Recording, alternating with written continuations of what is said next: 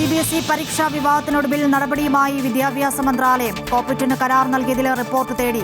Tender നടപടിയുടെ വിശദാംശങ്ങൾ ശേഖരിച്ചു. CBSE 12ാം ക്ലാസ് പരീക്ഷയുടെ പുനർമൂല്യനിർണ്ണയത്തിനുള്ള അപേക്ഷകൾ സ്വീകരിക്കുന്നതിനുള്ള പോർട്ടലിൽ വീണ്ടും സാങ്കേതിക തകരാർ.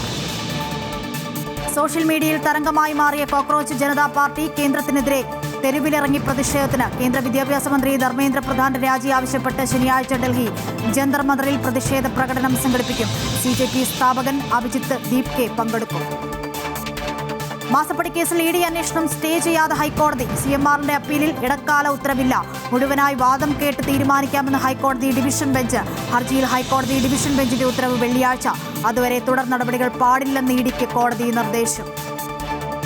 ADM നവീൻ ബാബുവിന്റെ കേസ് പരിഗണിക്കുന്നത് ജൂൺ 27ലേക്ക് മാറ്റി. തലശ്ശേരി അഡീഷണൽ സെഷൻസ് കോടതിയാണ് കേസ് പരിഗണിക്കുക. PP ദിവ്യയുടെ മുഴുവൻ ഫോൺ കോൾ രേഖകളും ലഭ്യമാകുമോ എന്ന് കോടതി കഴിഞ്ഞ ദിവസം ചോദിച്ചിരുന്നു.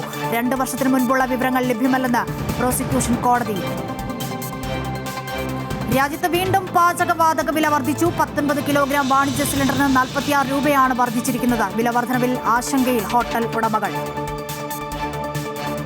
സംസ്ഥാനത്ത് മിൽമ പാലിന് ഏർപ്പെടുത്തിയ വില വർധന പ്രാബല്യത്തിൽ വന്നു. ലിറ്ററിന് 4 രൂപയുടെ വർധനവാണ് ഉണ്ടായിരിക്കുന്നത്. തൈരിന് കൂടിയത് കിലോയ്ക്ക് 10 രൂപ.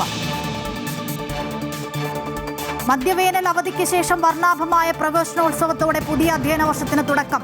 Thiruvananthapuram Pattom government model girls higher secondary സ്കൂളിൽ പ്രവേശനോത്സവത്തിന്റെ സംസ്ഥാനതല ഉദ്ഘാടനം മുഖ്യമന്ത്രി VD സതീശൻ നിർവഹിച്ചു.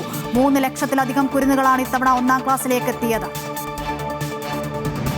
തമിഴ്നാട് BJP മുൻ സംസ്ഥാന അധ്യക്ഷൻ K. അണ്ണാമലൈ BJP വിട്ട് പുതിയ പാർട്ടി തുടങ്ങുമെന്ന അഭ്യൂഹം.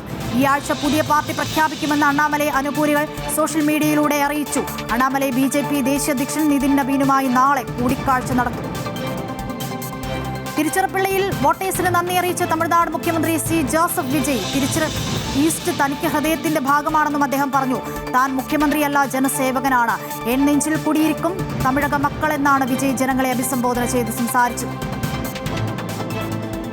പശ്ചിമബംഗാളിൽ തൃണമൂൽ കോൺഗ്രസ് പിളർപ്പിലേക്ക്. മമതാ ബാനർജി വിളിച്ച MLA മാരുടെ യോഗത്തിൽ വിട്ടുനിന്ന നേതാക്കളെ പുറത്താക്കി.